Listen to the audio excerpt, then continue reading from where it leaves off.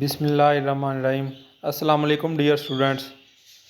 This lecture is for the students of Principles of Macroeconomics in BS Economics second semester. In the last lecture we have discussed the basic macroeconomic functions, which is consumption function and saving function.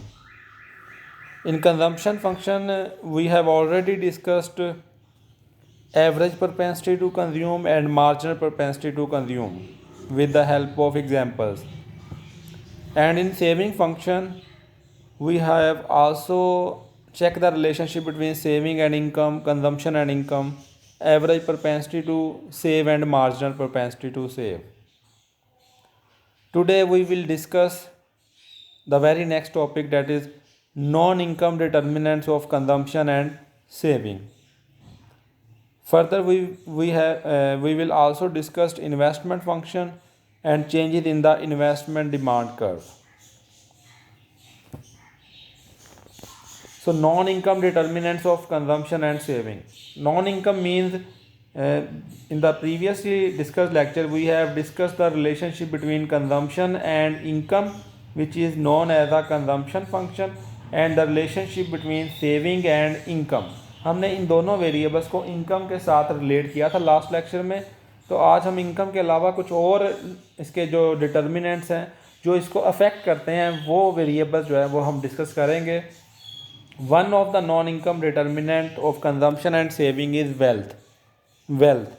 That is very simple topic.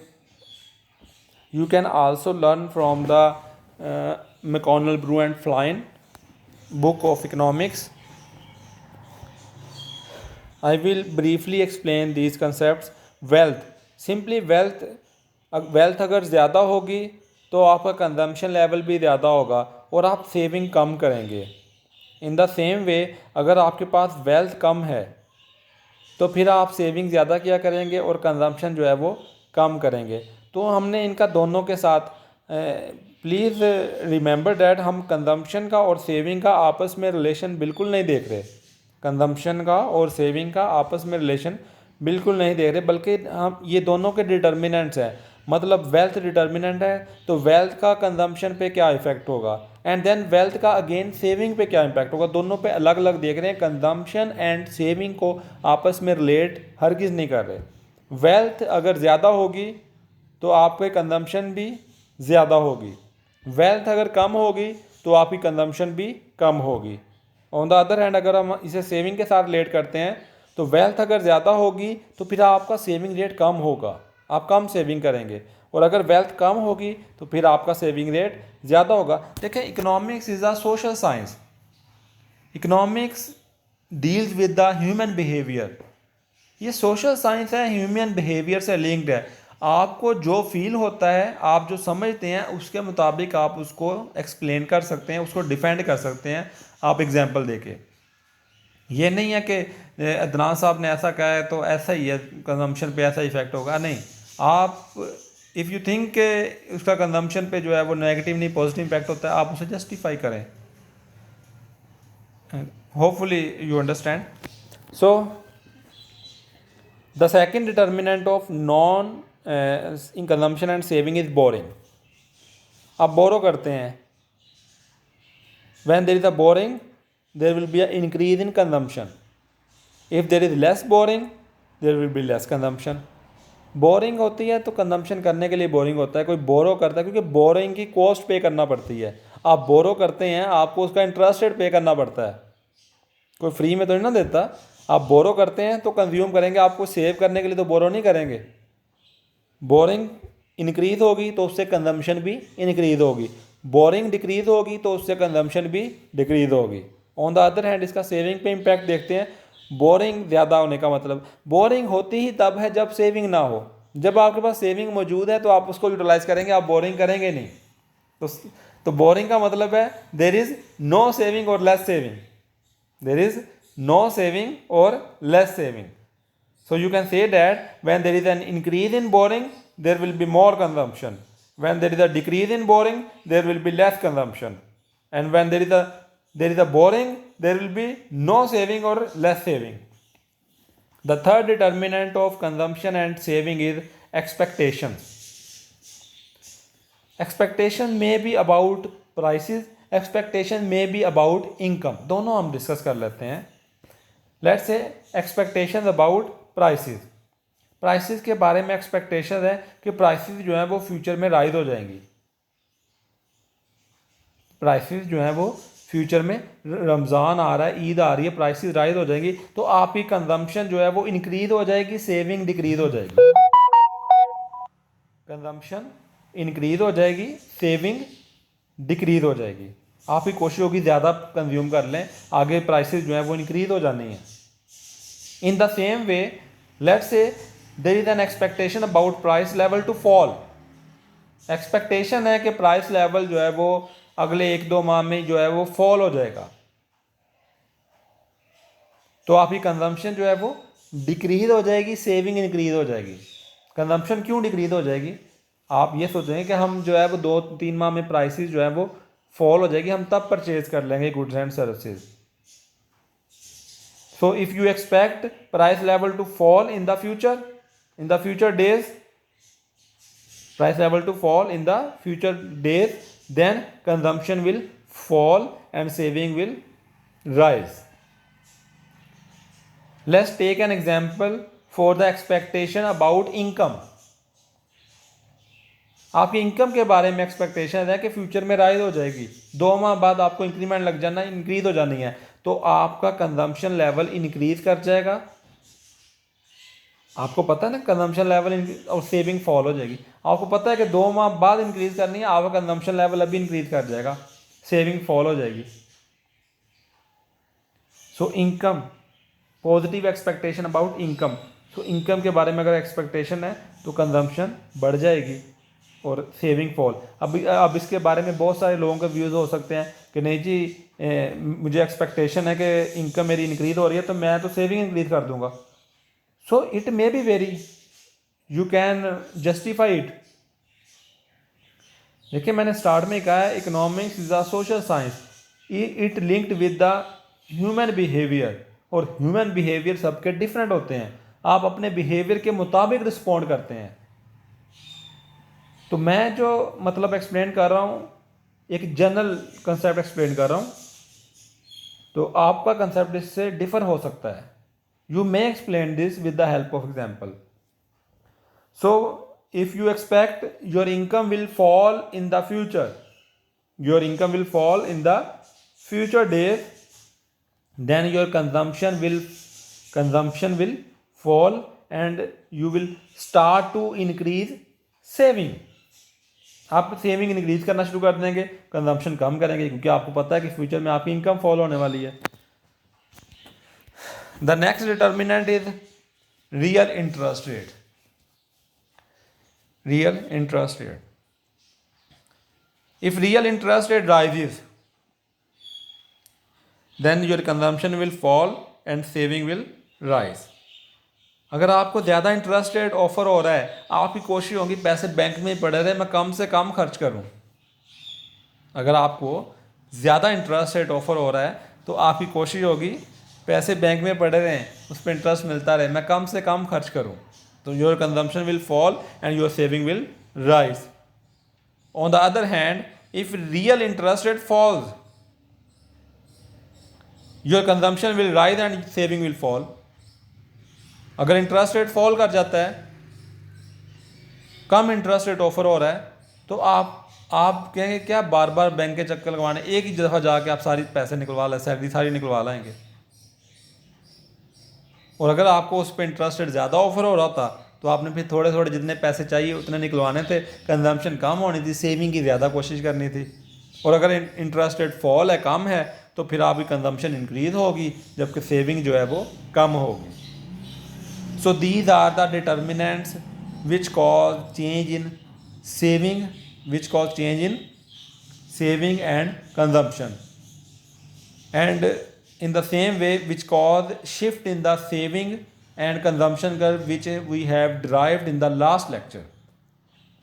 In case of increase in consumption and saving, their curve will be shift towards right side, and in case of fall in consumption और saving their curve will shift towards left side. ये जो determinants है ये except income because these are non income determinants, ये इनमें shifting का cause भी बनते हैं कंजम्पशन कर्व में और सेविंग कर्व में। इंक्रीज होने की सूरत में ये कर्व जो है ये हमने लास्ट लेक्चर में ड्राइव किए थे।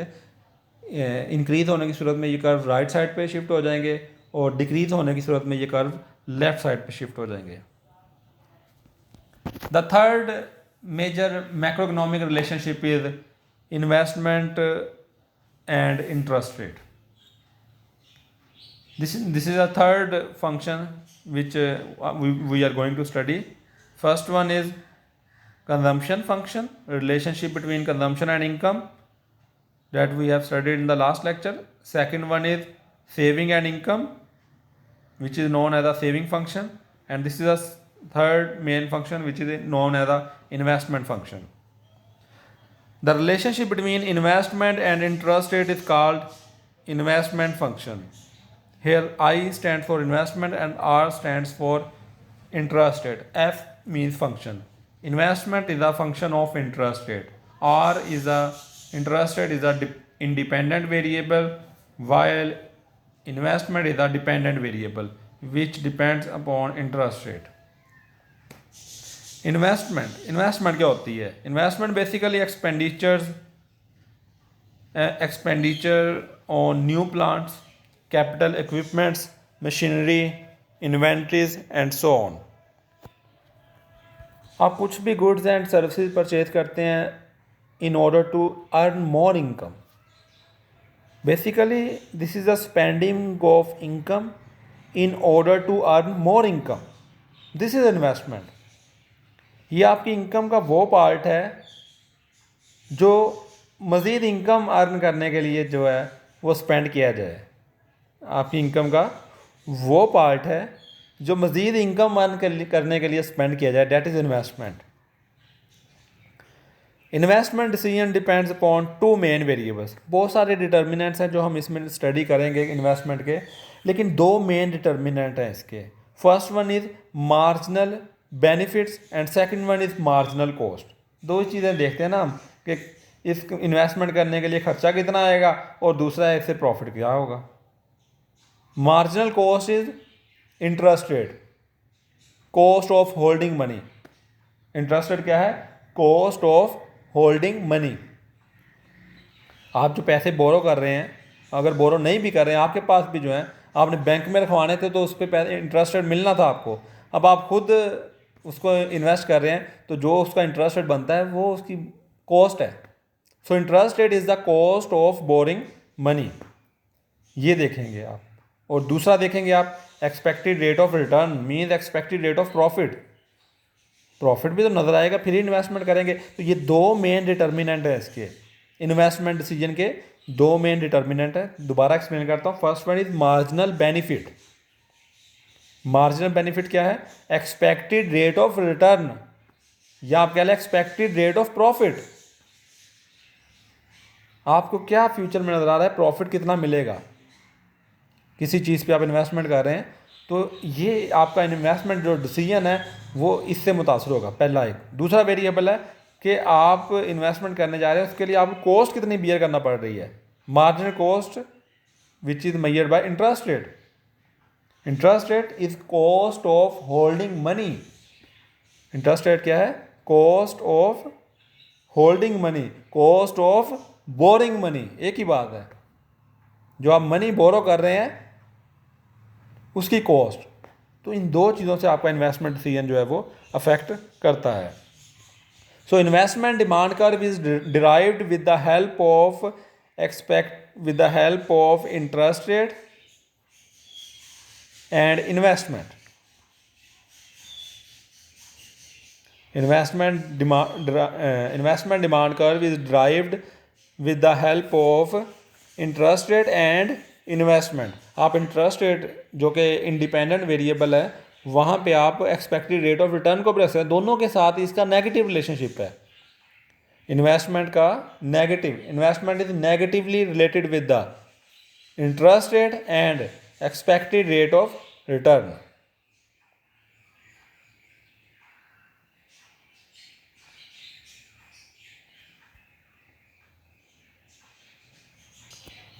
Please make correction here. Investment demand curve is simply the relationship between the investment and interest rate.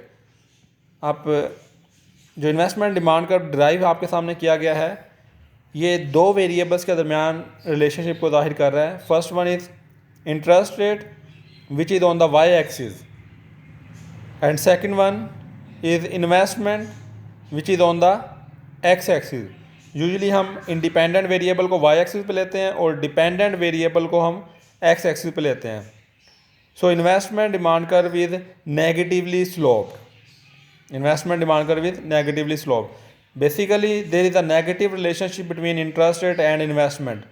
Investment is negatively correlated with the interest rate. कैसे हम एक्सप्लेन करते हैं इस नेगेटिव रिलेशनशिप को? I will explain with the help of two examples कह लें और two ways different. दो तरीके से मैं इसे एक्सप्लेन करूँगा. एक अगर आप लैंडर हैं और दूसरा अगर आप बोरोअर हैं. दोनों तरीक़ों से नेगेटिव रिलेशनशिप ही है. लेट्स से कि आप लैंडर हैं, बैंक में आपने पैसे रखवाए हैं, बैंक को आपने बोरो दिए हुए हैं, बैंक बोरोअर हैं, आपने बैंक में पैसे रखवाए हुए हैं, आप अमीर आदमी हैं. अगर इंटरेस्ट रेट ज़्यादा है तो आप बैंक में पैसे पड़े रहने देंगे, सुकून से घर बैठेंगे, इन्वेस्टमेंट कम करेंगे, खुद बैंक में पैसे रहने देंगे. ऐसे ही होगा कि नहीं? आप कहेंगे क्योंकि इन्वेस्टमेंट में तो रिस्क है, उधर तो फिक्स इंटरेस्ट रेट मिल रहा है आपको, तो आप बैंक में पैसे लेंगे, आप इन्वेस्टमेंट कम करेंगे. तो इंटरेस्ट रेट ज़्यादा होने से इन्वेस्टमेंट कम कर रहे हैं आप. ऑन द अदर हैंड, अगर बैंक इंटरेस्ट रेट कम ऑफर कर रहा है, अगर इंटरेस्ट रेट कम है तो आपको उधर से 2% 3% इंटरेस्ट रेट मिल रहा है, फ़ायदा ही कोई नहीं, गुजारा नहीं हो रहा, आप पैसे निकलवा के इन्वेस्टमेंट करेंगे. ये था लैंडिंग पॉइंट ऑफ व्यू से. अगर इंटरेस्ट रेट कम है तो फिर आप इन्वेस्टमेंट ज़्यादा करेंगे, और अगर इंटरेस्ट रेट ज़्यादा है तो आप पैसे बैंक में रहने देंगे, इन्वेस्टमेंट कम करेंगे. There is a negative relationship between interest rate and investment. ये लैंडिंग पॉइंट ऑफ व्यू से है. लेट्स से आप गरीब आदमी हैं मेरे जैसे, यू आर अ बोरोअर. तो अगर इंटरेस्ट रेट कम है, इंटरेस्ट रेट कम होने का मतलब है कॉस्ट ऑफ बोरिंग मनी कम है, कॉस्ट ऑफ लैंडिंग मनी कम है. आप ज़्यादा बोरो करेंगे और इन्वेस्टमेंट करेंगे, इजीली बोरो करके इन्वेस्टमेंट करेंगे क्योंकि इंटरेस्ट रेट कम है. आप इजीली डिसीजन ले लेंगे क्योंकि कॉस्ट कम आ रही है, कॉस्ट ऑफ बोरिंग मनी कम है, तो इंटरेस्ट रेट कम होगा तो इन्वेस्टमेंट में इजाफा करेंगे. और इसी तरह अगर इंटरेस्ट रेट ज़्यादा है, इंटरेस्ट रेट ज़्यादा होने का मतलब है कॉस्ट ऑफ बोरिंग मनी ज़्यादा है, आपको ज़्यादा कॉस्ट बियर करना पड़ रही है बोरो करने के लिए, तो आप कम इन्वेस्टमेंट करेंगे. आप सेम रियल लाइफ में एग्जांपल देख सकते हैं. 2018 में देख लें आप, इलेक्शन टाइम 2015 से लेकर 18 तक आप देखें, इंटरेस्ट रेट जो है वो तकरीबन 6% रहा है और इन्वेस्टमेंट काफ़ी हद तक इन्वेस्टमेंट में काफ़ी इंक्रीज देखने में आया है. इन द सेम वे जैसे ही इंटरेस्ट रेट जो है वो 2019 में और 20 में आप देखें 13% पे चला गया है, तो इन्वेस्टमेंट जो है वो कम हो गई है. अब अगेन कोरोना वायरस की वजह से जो है कल ही मॉनेटरी पॉलिसी अनाउंस हुई, उन्होंने जो है वो इंटरेस्ट रेट में 2% कमी की है, मतलब तकरीबन 9% पे इंटरेस्ट रेट आ गया है, with an aim to increase investment, ताकि इन्वेस्टमेंट में इजाफा किया जा सके, ठीक है, एम्प्लॉयमेंट अपॉर्चुनिटीज़ में इजाफा किया जा सके. So there is a negative relationship between interest rate and investment. This is named as the investment demand curve. Interest rate ज़्यादा होगा, इन्वेस्टमेंट कम होगी, इंटरेस्ट रेट कम होगा तो इन्वेस्टमेंट ज़्यादा होगी. हमने लैंडिंग बोरिंग दोनों पॉइंट ऑफ व्यू से देखा है, दोनों इसको नेगेटिव रिलेशनशिप को ही एक्सप्लेन कर रहे हैं. Shift in the investment demand curve. Interest rate और इन्वेस्टमेंट के दरमियान जो रिलेशनशिप है उसको हमने इन्वेस्टमेंट डिमांड कर्व का नाम दिया. अब अगर इंटरेस्ट रेट के अलावा कोई और फैक्टर इसको अफेक्ट करेंगे तो ये इन्वेस्टमेंट डिमांड कर्व शिफ्ट कर जाएगा. अगर अगर इंटरेस्ट रेट के अलावा, जो कि वाई एक्सिस पे वेरिएबल है, एक्सोजनस और इंडिपेंडेंट वेरिएबल है आपका, उसके अलावा कोई और वेरिएबल अफेक्ट करेंगे, क्योंकि उसकी वजह से तो, उसकी और इन्वेस्टमेंट की वजह से तो डायग्राम बनी है। ये इन्वेस्टमेंट डिमांड कर्व जो है ये इंटरेस्ट रेट और इन्वेस्टमेंट के दरमियान रिलेशनशिप को जाहिर कर रहा है। अब अगर इंटरेस्ट रेट के अलावा कोई और फैक्टर इनको अफेक्ट करेगा इन्वेस्टमेंट को, तो ये इन्वेस्टमेंट डिमांड कर्व शिफ्ट कर जाएगा। इंक्रीज होने की सूरत में राइटवर्ड शिफ्ट कर जाएगा और डिक्रीज होने की सूरत में लेफ्टवर्ड शिफ्ट कर जाएगा। इंक्रीज होने की सूरत में राइटवर्ड शिफ्ट कर जाएगा और डिक्रीज होने की सूरत में लेफ्टवर्ड शिफ्ट कर जाएगा। So let's study the determinants of investment demand curve, or you can say that the factors which cause shift in the investment demand curve. The factors which cause shift in the investment demand curve, or you can say that determinants of investment demand curve.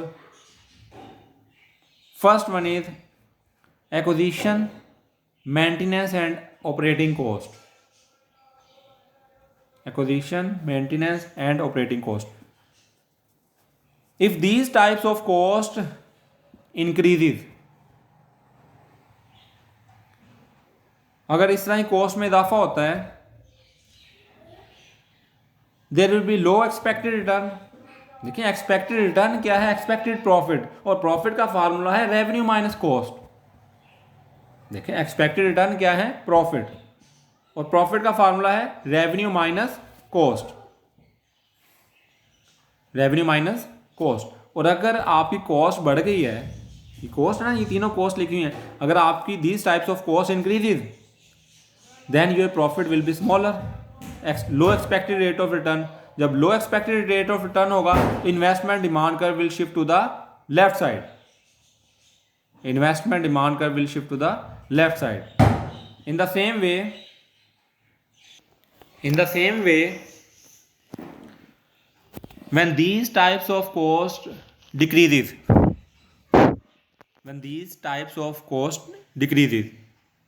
mean fall, कम हो जाती है आपकी cost, your expected rate of return will increase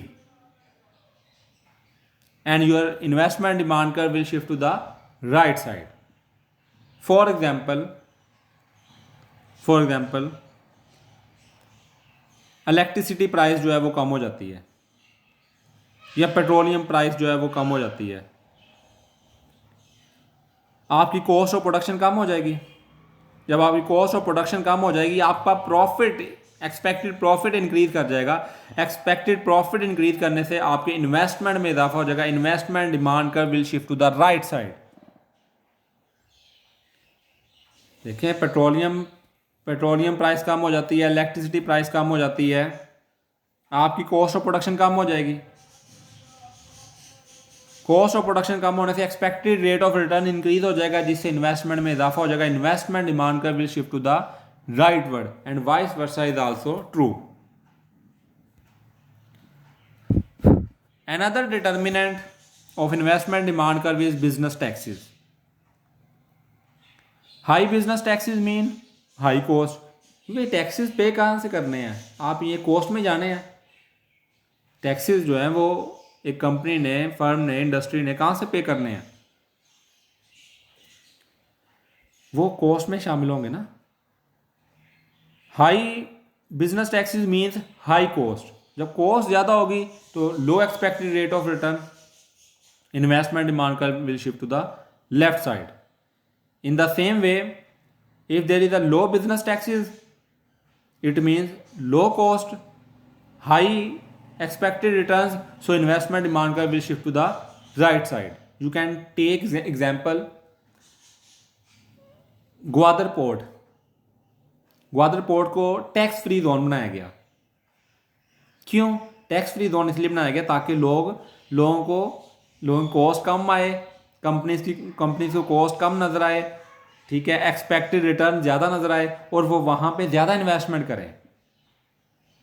जितने भी जो है ये port या जोन, इस तरह इन्वेस्टमेंट जोन बनाई जाती हैं, तो वहाँ पे स्टार्ट में बिजनेस टैक्सेस बहुत कम लगाए जाते हैं या नहीं लगाए जाते ताकि इन्वेस्टमेंट, ताकि लोगों को ज़्यादा एक्सपेक्टेड रिटर्न नजर आए, ज़्यादा इन्वेस्टमेंट करें। जितने बिजनेस टैक्सेस ज़्यादा होंगे उतनी कॉस्ट ज़्यादा होगी, उतने रिटर्न कम होंगे और इन्वेस्टमेंट उतनी ही कम होगी। और जितने बिजनेस टैक्सेस कम होंगे उतनी ही कॉस्ट कम होगी, उतने ही एक्सपेक्टेड रिटर्न ज़्यादा होंगे और investment demand curve will shift to the rightward. The third determinant of investment demand curve is technological change.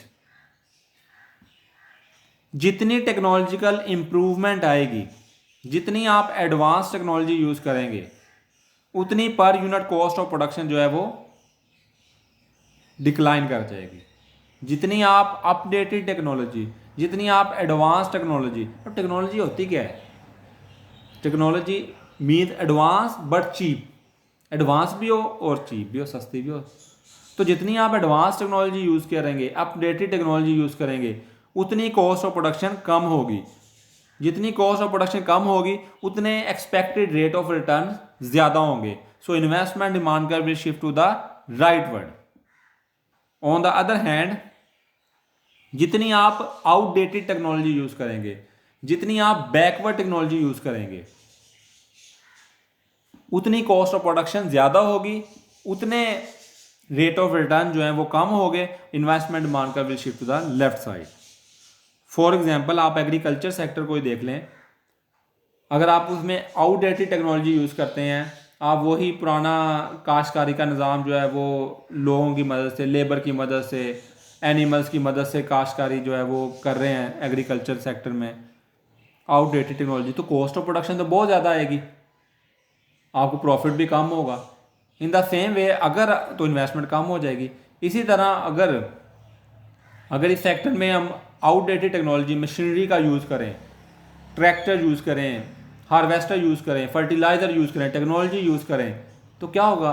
Production में भी इजाफा होगा, कॉस्ट ऑफ प्रोडक्शन भी कम होगी, ठीक है, एक्सपेक्टेड रेट ऑफ रिटर्न भी ज़्यादा होंगे। Investment demand curve will shift to the right side. Next determinant of investment demand curve is stock of capital goods on hand. Stock of capital goods on hand. When your economy is overstocked, excessive inventories of finished goods, आपके पास already inventories हैं, आपके पास already bulk ओवरस्टॉक्ड है, तो आपको new investment पे कम return नजर आएंगे। So investment demand curve will shift to the left side. जैसे डेवलप कंट्रीज में ऑलरेडी इकोनॉमी ओवरस्टॉक्ड होती है, तो वहाँ पे अगर इन्वेस्टमेंट डिसीजन लेना हो, that is a very difficult task, क्योंकि जल्दी रिटर्न नज़र नहीं आता। क्योंकि हर जिस सेक्टर में आप डेवलप कंट्री में, जिस सेक्टर में, जिस चीज़ में आप हाथ डालेंगे, वहाँ पे lot of investment already bulk होगा, ऑलरेडी एक्सेसिव इन्वेंट्रीज मौजूद होंगी, ऑलरेडी इकोनॉमी ओवरस्टॉक्ड होगी। तो वहाँ पे अगर आपने इन्वेस्टमेंट डिसीजन लेना होगा तो आपको रिटर्न कम नजर आएंगे। That is a very difficult decision. इसके मुकाबले में अगर आप डेवलपिंग कंट्री में देखेंगे तो वहाँ पे ओवरस्टॉक इतना नहीं होता, वहाँ पे इतनी एक्सेसिव इन्वेंट्रीज नहीं होती, तो वहाँ पे आप डेवलपिंग कंट्रीज में इन्वेस्टमेंट डिसीजन इजीली ले लेते हैं, क्योंकि इकोनॉमी जो है वो लेस ओवरस्टॉक होती है, लेस इन्वेंट्रीज होती हैं। तो वहाँ पे डेवलपिंग कंट्रीज में जो है वो expected rate of return on new investment ज़्यादा नजर आता है। So investment demand curve will shift to the rightward. Another determinant of investment demand curve is planned inventory changes. Planned inventory changes. Investment is only affected by planned inventory changes. जो unplanned होती हैं वो तो sudden आती है ना, उनकी वजह से जो है इन्वेस्टमेंट अफेक्ट नहीं होती। जो प्लान इन्वेंट्री चेंजेस है उनकी वजह से इन्वेस्टमेंट अफेक्ट होती हैं। If firms plan to increase their inventories, investment demand curve will shift to the right word. And if firm plan to increase their inventories, and if firms plan to decrease their inventories, then investment demand curve will shift to the left side. बहुत सारी कुछ products होती हैं जो वक्त के साथ साथ जो है वो चेंज हो जाती हैं, तो फर्म को जो है वो सेम वे में जो है वो इम्प्रूवमेंट करना पड़ती है। तो अगर फर्म्स जो है वो किसी पुरानी चीज़ को ख़त्म करके कोई नई चीज़ लॉन्च करना चाहती है तो उसी लिहाज से वो प्लान डिसीजन लेती है। तो उस उनके जो प्लान डिसीजन है उससे इन्वेस्टमेंट जो है वो काफ़ी हद तक अफेक्ट होती है। अगर उसका प्लान है किसी कमोडिटीज़ की इन्वेंटरीज इंक्रीज़ करने का तो इन्वेस्टमेंट में इजाफा हो जाएगा। और अगर कोई प्रोडक्ट ऐसी है जो ख़त्म होने वाली है फ्यूचर में, जैसे टेलीफोन की आप बात कर लें कि टेलीफोन वगैरह का जो है वो बहुत कम हो गया है रुझान, तो उसकी इन्वेस्टमेंट कम हो जाएगी। एंड्रॉयड फ़ोन ये वो उसमें इन्वेस्टमेंट है तो वो इंक्रीज़ हो जाएगी प्लान। तो इस तरीके से जो आप इसकी एग्जांपल ले सकते हैं। एक्सपेक्टेशंस का बहुत रोल है इन्वेस्टमेंट डिसीजन के लिए। देखिए, आपको पॉजिटिव एक्सपेक्टेशंस होंगी तो आप इन्वेस्टमेंट ज़्यादा करेंगे। अब एक्सपेक्टेशन अबाउट फ्यूचर एक्सपेक्टेशन है फोरकास्टिंग के ज़रिए होती हैं। Future cell, future operating cost, future profitability. इसके अलावा आप फ्यूचर पॉलिटिकल कंडीशंस देखेंगे, ठीक है, आप एनवायरमेंटल कंडीशंस देखेंगे, आप कोई क्राइसिस चल रहे हैं तो वो कंडीशंस देखेंगे। तो अगर आपकी एक्सपेक्टेशंस पॉजिटिव है तो आप इन्वेस्टमेंट भी ज़्यादा करेंगे। जिस तरह करंट सिचुएशन को देखें तो आप कोरोना वायरस चल रहा है तो कंडीशन इतनी फ्रूटफुल नहीं है तो लोग इन्वेस्टमेंट कम कर रहे हैं। गवर्नमेंट हालांकि इंटरेस्ट रेट कम कर रही है इन्वेस्टमेंट को प्रमोट करने के लिए, लेकिन उसके बावजूद लोग रिस्क अवर्स हुए हुए हैं, ठीक है, तो वो बचना चाह रहे हैं, रिस्क नहीं लेना चाह रहे, इन्वेस्टमेंट में कमी आई हुई है। तो इन्वेस्टमेंट जो है वो एक्सपेक्टेशन से बहुत अफेक्ट होती है। अगर आपकी पॉजिटिव एक्सपेक्टेशन है future cell, future operating cost के बारे में तो आप इन्वेस्टमेंट ज़्यादा करेंगे। अगर आपकी एडवर्स एक्सपेक्टेशन है about future planning, forecast, political adverse expectation है तो आप इन्वेस्टमेंट कम करेंगे। इस केस में इन्वेस्टमेंट डिमांड कर्व जो है वो लेफ्टवर्ड शिफ्ट हो जाएगा। So these are the determinants of investment demand curve which cause shift in the investment demand curve. In case of increase in investment demand curve will shift to the rightward. In case of decrease in investment demand curve will shift to the leftward. You can also get more help from the book of economics by McConnell, Brew and Flynn, chapter number 27 on 18th edition, basic macroeconomic relationships. For further queries, you can also contact me on email. You can also comment me on Google Classroom. You can also come online on Zoom or WhatsApp at the time of lecture as mentioned in the timetable. Thank you so much, students. Allah Hafiz.